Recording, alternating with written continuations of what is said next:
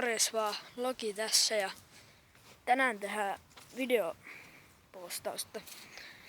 Mä harjoittelen tätä mun puhelimen kanssa tätä uppausta ja käden kanssa tälleen.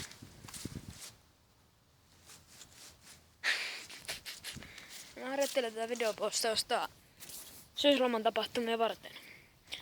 Mä mun kaverin kanssa laivalla. Mä menin porukoitten kanssa sinne niin chillaan ja joo. Niin et mä harjoittelen tätä puhelimen lubbausta. Et miten hyvin mä osaan tän. Tää on tämmönen testibloggausta. Ja toivottavasti tykkäätte silti tästä videosta, koska mä puhun kaikkea paskaa päin ihmisille pelkkää paskaa. Aurinko paistoi vielä täällä tänään meillä Hiirijärvellä. No ei nyt. Hyvä, jos yli puolet tietäis, missä Hiirijärvi on. Kumminkin kaikki tietää, missä Hiirijärvi tulee hakkaa. Onneksi ette tiedä osoitetta. Niin. Eli se tulee videopostausta.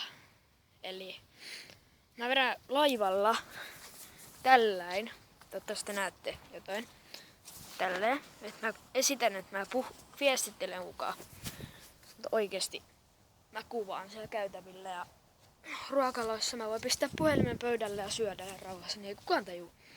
Tässä on tää käänteiskamera systeemi. Voin mä näe, miten mä kuvaan tollain. Niin, so.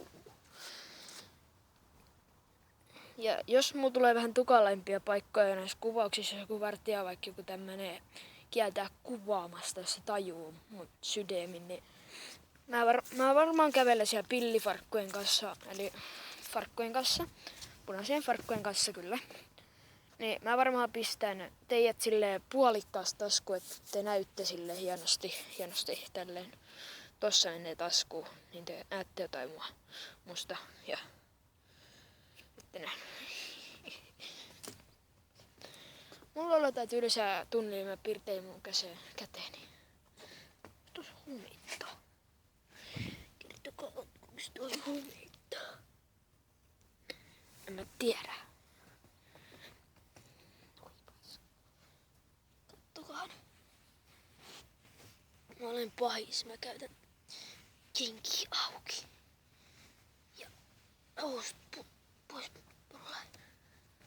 Mä pistetään kengät